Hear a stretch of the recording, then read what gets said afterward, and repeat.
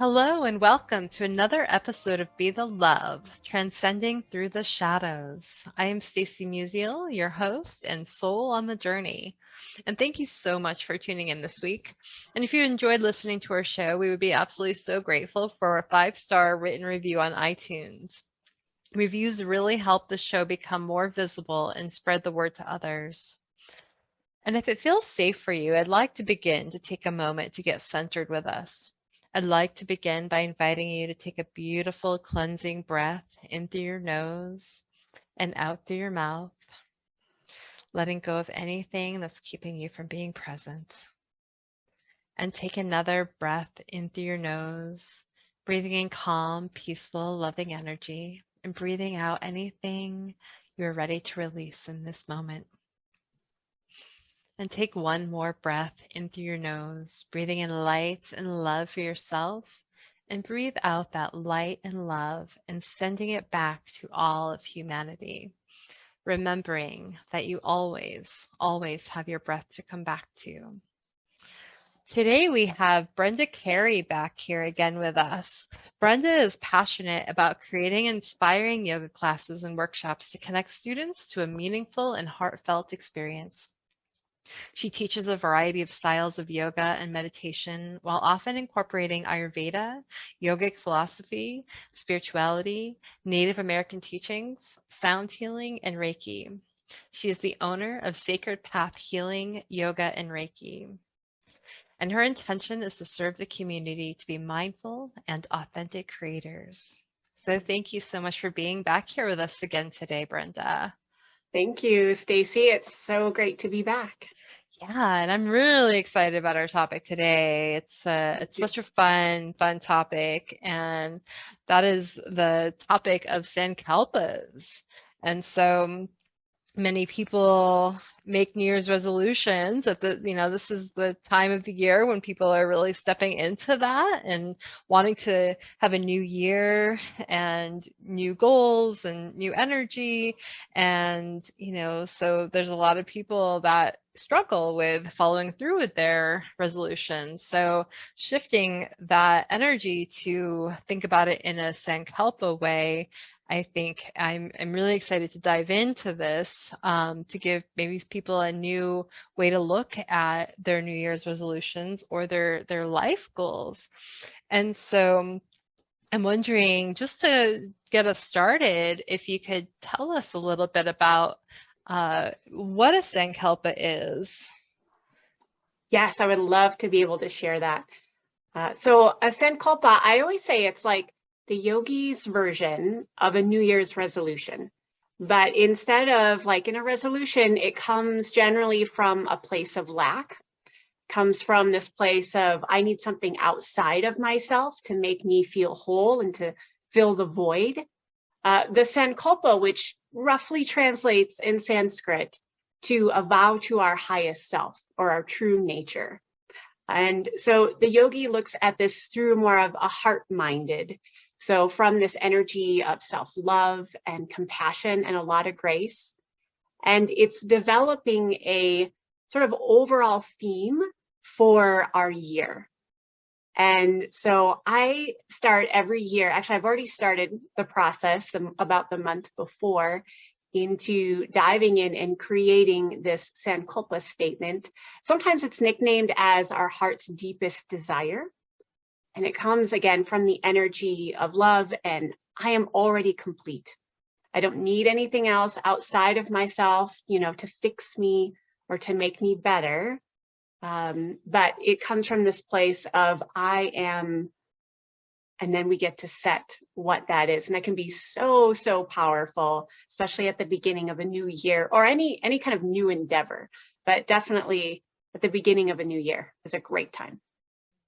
I love that because it's really, you're setting the intention of how you want to be in the world or in your life and how you're going to show up in the world. And when you can have that, say, key phrase or key word to come back to, it's really acts like an anchor. Yes. Yes, very much so. I usually memorize my Sankalpa. at the beginning of the year. So anytime I do come into a decision that needs to be made, I just ask myself, does this particular purchase or person or anything that's coming in from the outside, does it align with that same energy as my Sankalpa statement? And it makes it so much easier to make decisions because we get bombarded with just too much. I mean, just so much information, all the different things we could purchase. And so I really take that into consideration and really focus on, does this product, does this service align with my Sankalpa of what I want to, bring to the world? I love that because I think, in this world that we're living in, there's so much information always coming toward us, so many programs and books and, like me, I don't know, like I can get so overwhelmed really quickly because I have so many interests and I'm like, when I'm looking into new things, there's like a new program I want to do or that or this, and I want to do it all. And it's, not possible to do everything all at once. I mean, I have a lifetime to do those things, but to have a year, say, like, it helps to really connect to that. So can you give us like an example, like how you've used Sankalpas in your own life and maybe like what that's looked like to bring that back to center for you? Sure. So for many years, I struggled with an autoimmune condition. And I would come to the beginning either of the new year or a new program that I was going to try to help, heal my body. And so often, without my Sankalpa, I would come into this with a very needy kind of feeling. And this idea that I needed to be fixed or I just wasn't enough as I was. And so it became like this discord between what I really wanted, like my heart really wanted to be healed and whole and have the energy, but yet where I was coming from was this place of lack. And that's so often how resolutions are devised. I feel like, I have this problem because I'm not enough, or I need to be something more. And here's this outside thing that's going to come in and quote unquote fix me or fix my problem. And so as I started to shift my mindset and I created a Sankalpa, and my Sankalpa was very simple at that time. It was, I love my body and I listen to its wisdom. And I would just say that before I approached any kind of, the next diet book or autoimmune protocol or next expert. And I would just sit with it and be like, okay, so I know that I love my body and it has this wisdom. And does this particular book really align with, my own inner wisdom? And I'm not saying everything, turned out perfectly, but it gave me an opportunity to really sit with, okay, what do I really want? And is this the best approach? And it also gave me permission to say, well, no, it's not. And that's okay. Or maybe it's a not yet. And so I started approaching my healing from the mindset of a healthy person. And that's a huge crossover because after all the labels and diagnoses I had been given, I wasn't thinking in a place of I love my body. I was thinking from this place of, well, this doctor told me there was something wrong. And so that was my mindset. And I really sort of embodied that in my heart. And so I lived from this perspective of, well, there's something wrong with my body and there's something wrong with me. And so as the Sankalpa really began to work into, and I worked from that place of I love my body and it has its own wisdom, then I was able to make just more informed choices, not out of a sense of panic or desperation. And I could say no to the things that were not a good fit. And then I brought in people or, nutrition plans that really did resonate with me. And I saw much quicker results when I gave myself that permission and thought from the mindset of a healthy person. think that's just such a beautiful shift, especially, Right. when we do think about, say, New Year's resolutions, and, it does come from a place of lack.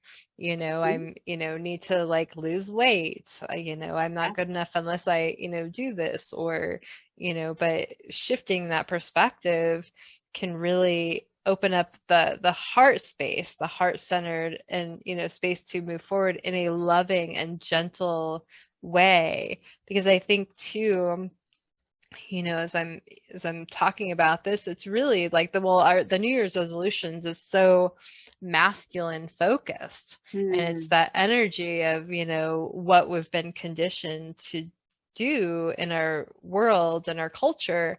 Not right or wrong, it just is, but it is but coming in from a feminine perspective, where we can really, embody the feeling of wholeness. We're already whole, even if we, even if we don't, say, achieve that goal or get to where our mind, our ego, or, the um, says we have to get to, but we're coming back to that place of wholeness, and that's just such a more heart-centered, you know, Yes. embodied approach that can be just so much more loving. Yes, I love that. Yeah, it's a much more feminine approach, and it comes from more of a feeling. Like I always say, we need to have our heart set before our mind set. The heart has to just like feel it. Like I would just imagine myself in this healthy body, even though the symptoms at that time weren't presenting that way. But I would just like have this feeling of gratitude and love for my body and all the amazing things that it did. And once I lived from that feeling, the heart set became my mindset. And then it was amazing. It was like synchronicity comes into play, and the right person came into my life that I needed to hear to help me on my healing journey. And the right book like came from like two or three different places. And so those things just all fell into place because my heart was there. And so thus my mind could see it finally. Yeah, which, tells me, too, about, I mean, just the power of the alignment and synchronicity. When your heart and your head are in alignment with each other, those synchronicities are going to happen. Those right people are going to show up, and we're going to recognize it a lot quicker. Right? They might be showing up, anyways, but we might not recognize it because our head is saying, well, no, that's not the right, person, or that doesn't, and so we go into that analytical mind. But when the heart and the head are aligned, there's so much power in that. Yes, it's very empowering. Hmm. Because instead of me giving away my power to, the next diet I think is going to work or the next person I think is going to help me, it's me choosing those things. So it's just the energy is in a different direction. I love that. Do you have any specific tools that you use to align your head and your heart? I do. For me, putting in my planner, because how often do we say, oh, I'm going to set aside some quiet time for myself, and then we don't do it because, life just takes us on a It journey. We get happens. distracted with this. And so I try to like, I put it in my planner of like, I space out some time to have some quiet, usually when my kids are gone or at school. So I don't have that distraction. I set up a sacred space, a space where there's not a lot of distraction. I put my phone away. For me, it's journaling. I do some like just really brief meditation, light a candle sometimes, and then I do start journaling out. And sometimes it just starts as this free flow. And it might be something like, here are my highlights of this past year. And it puts me in this place of gratitude and just all the blessings and the memories. And so that becomes the driver, that starts this process of what were the really, amazing things that happened this year. And it can be small things too. And so it's setting a sacred space. It's journaling for me. And then I start writing kind of this free writing of highlights And then I do shift into like lower lights, or what were my challenges this year? And to begin to see those challenges, not from this victim mindset, but from this mindset of, did I learn something about myself or about other people from that? I realize that can be really challenging when we feel really stuck or just, deep in a particular challenge or pain. But hopefully my meditation that I just did before and just some centering can help me look at these challenges as opportunities for growth. Yeah, I think there's so much value in that, when we can really look back at the previous year and well, not only look at what went well, because I think, we underestimate how much can really happen in a year. And, you know, I know for me, like sometimes I'll look back and I'm like, oh, that year it didn't feel like I did a lot, but then I'll like go back each month and I'll write everything down. I'm like, wow, I accomplished a lot and I did a lot more than I thought I really did, and I'm really paying attention and taking the time to reflect on that. But then also, yeah, those challenges, okay, so what did this year teach and how can you move that forward? Because then you're stepping out of that victimhood of like, oh, well, this happened and that happened. And, every year I think brings challenges. And Mm-hmm. so in order to really step into our own empowerment, it's important to, I think, look at the um the challenges and the lessons, and the gifts from those lessons, because each challenge brings that, and when we truly step in and look, we can truly evolve as souls, I believe. Yes. Yeah, it like you mentioned, it's definitely shifting from this mindset of life happens for me instead of life happens to me. And once we kind of make that shift and look at those, lessons that might have come, and even if they haven't come yet, to know that, they can be used for maybe a higher purpose than what we realize at the time. Absolutely. And yeah, what, those lessons, um, you know, sometimes it's hard to know at the time what each moment is for, but, looking in hindsight, recognizing every step on your path, there's absolutely no mistakes to them. Yeah, very true. Yeah. So usually after some journaling of like highlights, lowlights, giving myself some time to reflect on both of those, then I start to dive, after I've revisited those sometimes several times, then I dive into, well, what do I really want? Like, and initially it might be surface things. I'm actually not opposed to having goals at all, or if someone wants to do resolutions, I think that can be a great start, even if they're surface level. Maybe it is losing weight. That's a very popular one at the time of the year. Or maybe it is financially related, or switching jobs, or organizing is another very popular one. And I can start with those, and then I work in a little bit deeper. And I tell myself, well, let's say I already, let's say I already had the job that I wanted with the money that I wanted. Then how would I feel? And I think that's the key that we mentioned before. How would I feel if this desired outcome already happened?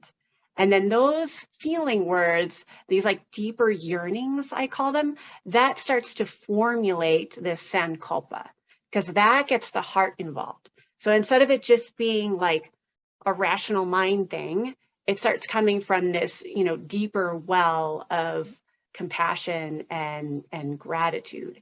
I always love this statement. I know Wayne Dyer's kind of famous for this. He says, it's not about what you want, it's about who you become, or who do you want to be.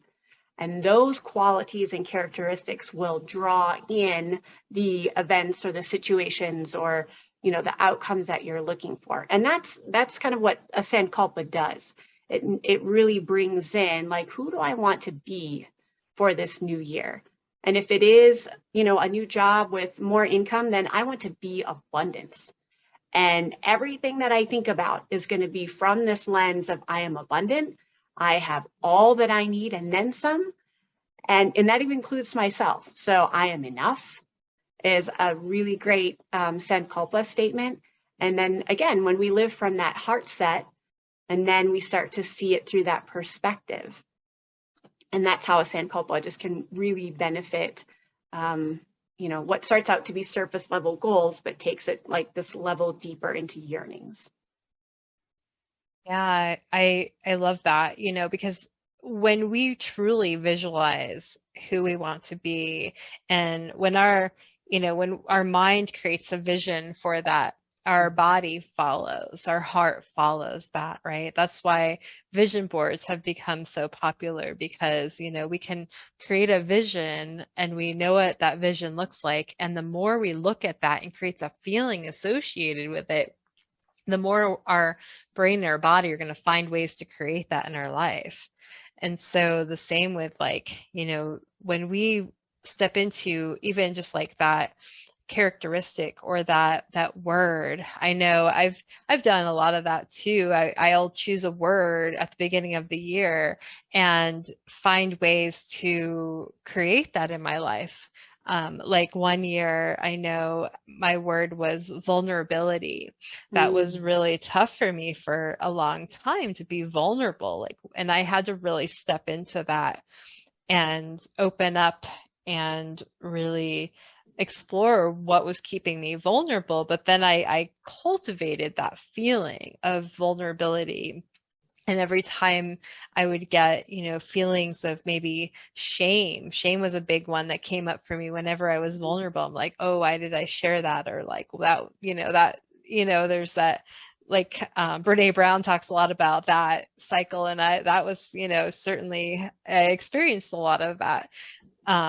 So every time I went, I was vulnerable and I recognized those feelings of shame, I was so aware of it, and then based on, Joe Dispenza's work, because I, love Joe, and, he was always like, become so aware of it that it doesn't bypass your awareness anymore. So I would use that and and then I would, okay, I'm going to be vulnerable. This is like safe. I am safe now. It might not have been safe in my past, but it's safe now to be vulnerable. And so I cultivated that feeling, okay, I am going to put myself out there, and pretty soon, it felt safer and safer, because I was cultivating that within my body again, or allowing myself to be in that space. So there was the energy, feeling the energy of vulnerability, and protecting myself in a way that helped me also feel safe in that space. If that makes sense. Yes, very much so. Such a powerful process when you can step into the energy of that and really visualize, okay, well, what does a vulnerable person feel like? And that's a big one for, I think, a lot of people. Yes, very much so. And I love how you added the word safe. Like, it is safe to be vulnerable. And I think that is just a very key word, to feel safe and grounded, to know that, we are held in love. That those are very tangible ways to make a Sankalpa real, even through the darkness of shame, like you mentioned. Yeah, and so making these Sankalpas, or creating them, and maybe having that word, like what you might want to create. There might have been, some messages, you received at, growing up or over the past, years, that maybe that word is something that hasn't been safe, or whatever that might be, that body healing, has it been safe in the body to feel safe, and so working through that energy of what that would be like to move through that energy. Yes, very much so. And I usually tell my students, there's really only two rules to Sankalpa. It's not that I'm a big one for rules, but it just helps move the energy more forward. The first rule is just simply it needs to be a positive statement. So it's not a don't, like don't eat that cake. It's not that. It's not like a no statement. So positive statement, and it's phrased in the present tense. And I think this one's probably the most important because for me, when I was on this very deep healing journey, I kept saying, I will heal my body. And I think my brain took that as, okay, well, that's sometime in the future.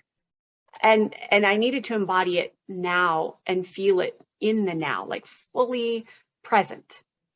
And to me, that's really important. So I always say, be mindful of the verbs that you associate with it. So it's like an I am, or I radiate, or something that puts you in the now, and just repeat it to yourself, even if it doesn't initially feel true. Just repeat it to yourself over and over, and then it does start to sink in slowly but surely.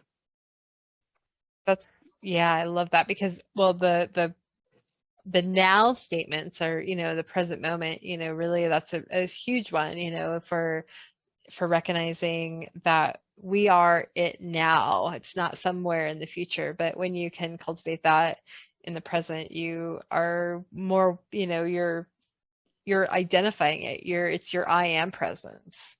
And I think that's really important. But I love those words that I radiate. I mean, just think about the power in that word, and how that, when you really step into that energy of radiating something, like how that magnifies and manifests for you. That's, just for me, it's just like I'm like, wow, that's a really powerful word. It is. It's meant to be empowering. Mm, For sure. So I have a yeah. question for you, since I feel like you've asked me most of the questions. Sure. Because I know you're a very introspective person like myself, and I'm just wondering, have any like words or synchronicities come up for you that you are like starting to form a theme or a Sankalpa for this upcoming new year? Has anything come to you yet? That's a great question because I've been doing a lot of reflection on that, and my my word this year, one of my words, but like the main word is trust.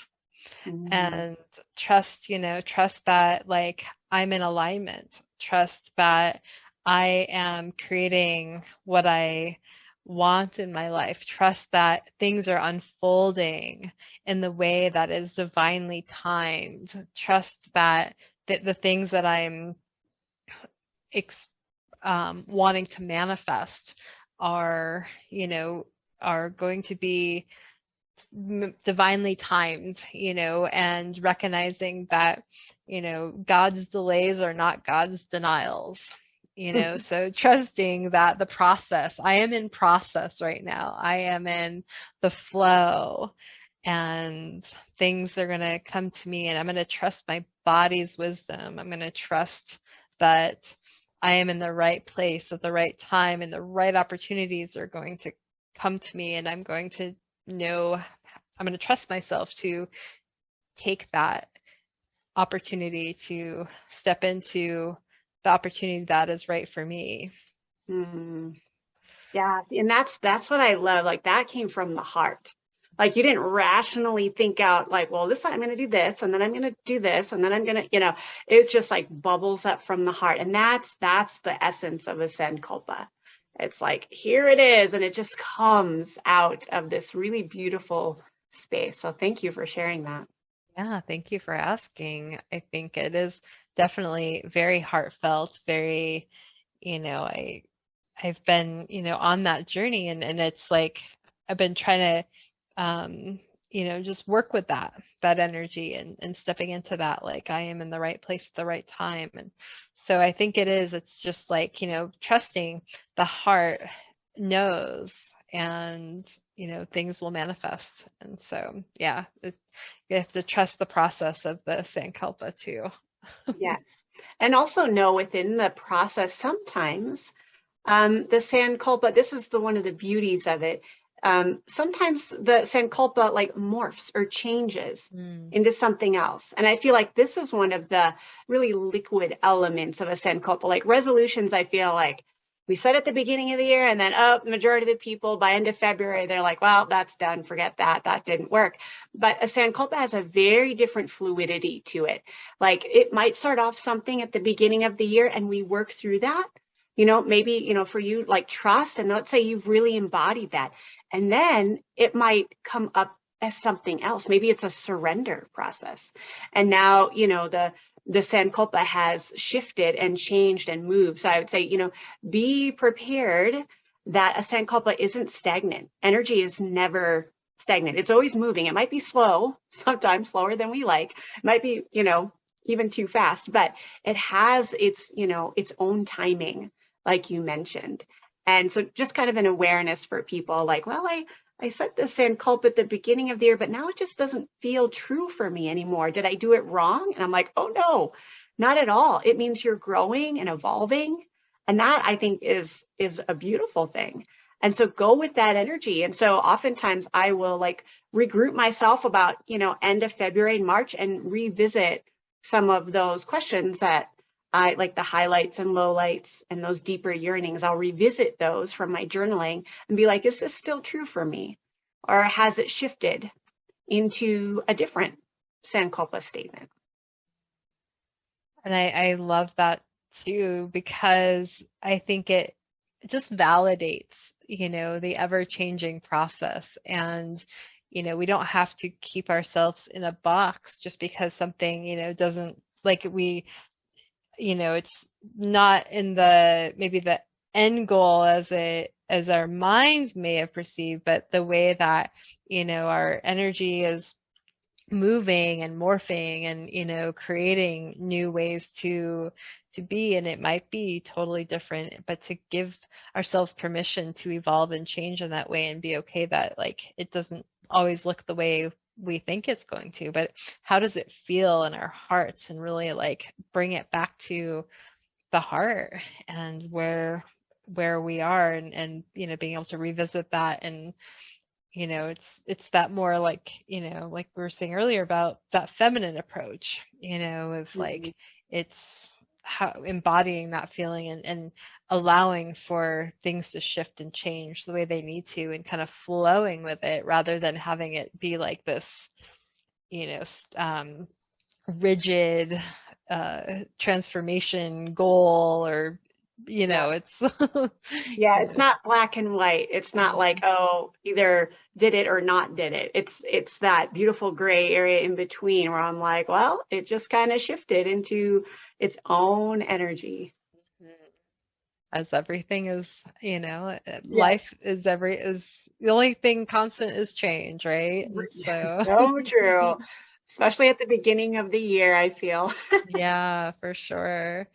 And so I'm wondering too, like, okay, so this came up in a group recently that I belong to. And we were actually, all of us were creating Sankalpas. I'm in a tantric meditation course right now. And so, but one of the questions that came up for people were, feeling stuck in, maybe creating their intention for the year, or their intention for something. There's like a lot of stagnant energy, or just not feeling like they can move forward. And I'm wondering, what, have you seen that with people? And if so, like, what have you, what would be a good tool for them to maybe move that energy, or try to get unstuck from that?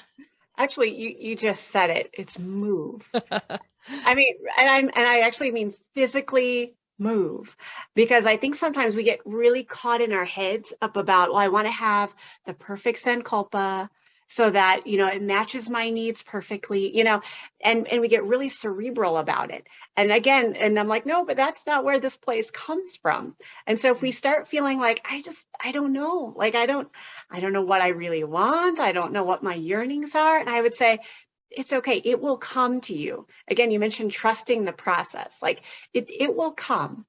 And so oftentimes I'm like, go out in nature for a walk or go dance around your house, like move your body, move your energy, because so often we forget we have a body because we're so like stuck in our minds about things. And so one of the most powerful things we can do is just like move the body, breathe deeply, because so often when we're thinking really hard, our breath is super shallow. And so I say move and breathe, and then just kind of observe and notice and see if a word comes to you then. And if it doesn't, no worries. It will come. Like just trust that it will arrive at the right time. And maybe it requires journaling a little bit more, just sitting with it, and just know that it comes at the perfect time. This is, I think, great advice too, because I think, this process, it's all about the embodied wisdom of our, what we want in our minds. The cerebral process, the cognitive processing is, can get in the way so much of like trying to find that perfect word or, but like when you truly sit and allow that to bubble up, something will emerge if you just let it go. And I think that's the other part, is like just letting it go and not thinking about it too much. Yep. Not to overthink it or trying too hard. Mm-hmm. Setting the intention to say, okay, I'm open to, what my inner wisdom is ready to work on. Mm-hmm. Yeah, I think that can be really powerful. But movement, I mean, like you said, I think is a really great tool. And, because life is all about moving and energy is moving all the time. And when we're stagnant, we tend to get stuck, and our bodies, need that flow again. And so I think, yeah, doing some yoga or maybe doing, running or going for a walk or nature, it's all, yeah, Yeah. beautiful and can Just help that energy. something you enjoy, Mm-hmm. when it comes from this place of joy, because I mean, humans are designed to move. We're Mm-hmm. not really designed to sit for as long as we do and be as sedentary as we are. So just Mm-hmm. sort of marveling in the, design of all of the body parts that move in the amazing ways that they do. Yeah, yeah, exactly. So curious too, like what would you recommend for someone who maybe, they like to stay focused on their Sankalpa throughout the year, or like throughout the time that feels, right for them? Like what's a good way for someone to keep coming back to that? For me, I make it a daily habit. So once I feel like I have my Sankalpa set in place, I write it down on Post-it notes. And there's certain places that like my bathroom mirror as just like literal reminders. Sometimes it's like the screensaver on my computer. I'll make a post about it on Instagram, and that's super powerful when we speak out. I mean, obviously Instagram is just more of a visual, but when we start like proclaiming it to our friends and even strangers, it just gets that energy moving forward. And it doesn't take very, very long for us to remember it. And then the key is applying it. And so once I have those like reminders initially set in place, and then I have it, committed to memory, then it's a reminder of when I do come up to a certain decision that I need to make, and I'm kind of just, on the fence about it, and trying to remember, okay, what was my Sankalpa and what was the feeling, and does it match with that? And then also have like quarterly check-ins. And again, stick it in the planner.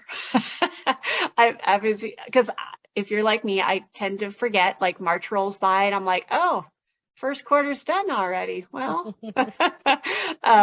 so I have, like usually it's like an hour, sometimes a little bit longer, set aside to review those Sankalpa questions and come back and check in. Like, does it still feel true for me? And then also having an accountability partner is great. So if you have someone that is also on the same path and also wants to create a Sankalpa, check in with each other and just be like, hey, how was that Sankalpa you said at the beginning of the year? Is that still feel like the right one for you?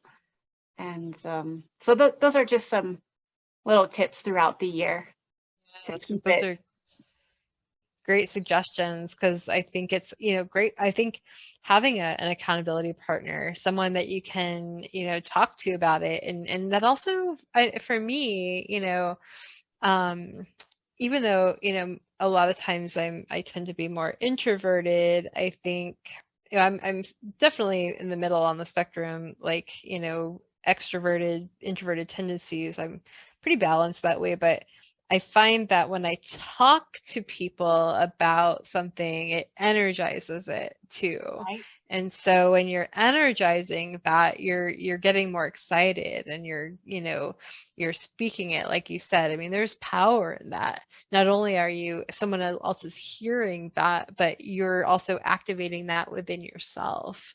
So I think that there's a lot of power in that. Absolutely.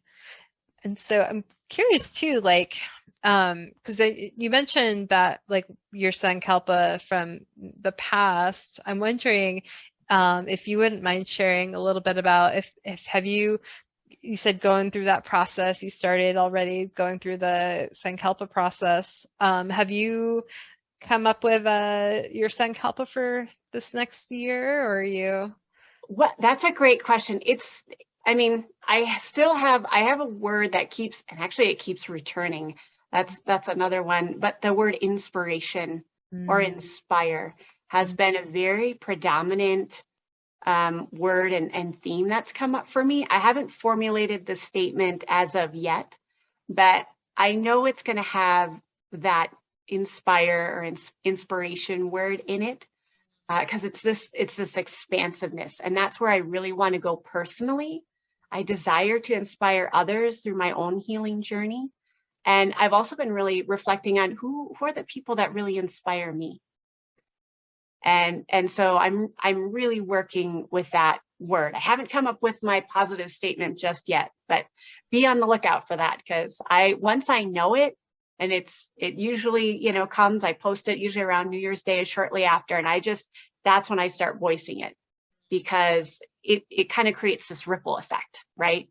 Like people are like, oh, I really like that. I think I might do that for myself, and they come up with their own Sankalpa, and it's just a way to send that out into the world. I love that. That's sounds really powerful and very heart-centered too. And so, yeah, I look forward to hearing about, yeah, as that manifests into what it needs to be for this next year. Yeah. So I'm wondering if you could tell our listeners what you are currently working on and how they can find you. I would love to be able to do that.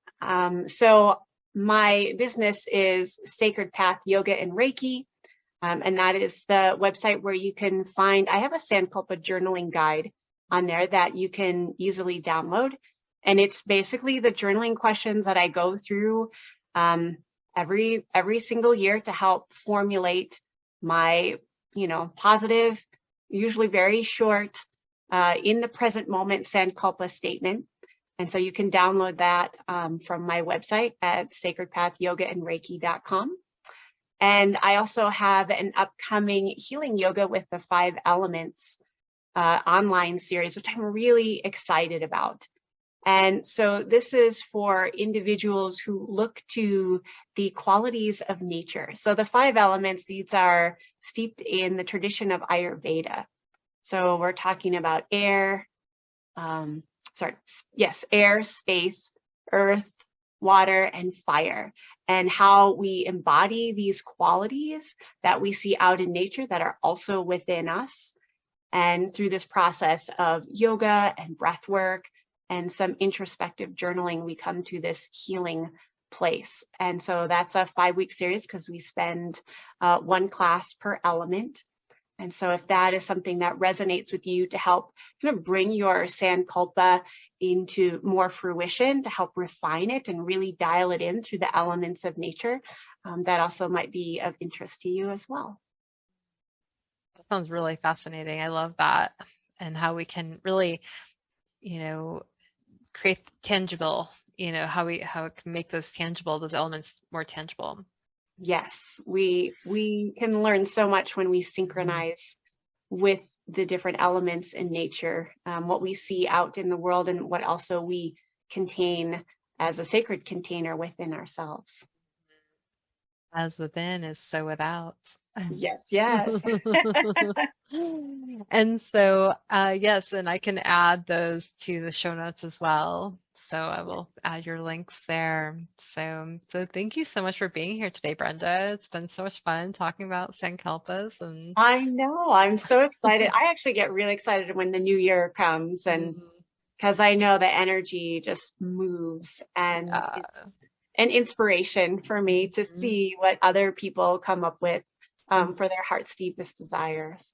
Absolutely. It is one of my favorite times of the years too. I've got a lot of traditions like this is that I bring into my own life too. And it's just so much fun just coming, into that heart space and, really creating your year and, recognizing the empowerment that you have to design and create your life, create your year, and how much, passion and purpose can go into that.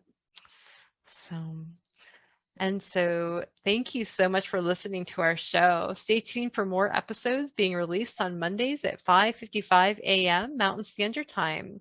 And if you've enjoyed listening to our show, we would absolutely be so grateful for a 5-star written review on iTunes. And of course, please share the love by sharing it with your friends. And if you want to support the work that we're doing, please consider making a donation to our show by visiting our Patreon website at patreon.com/Be the Love Podcast. And until next time, love yourself, love each other, and love the world. We love you.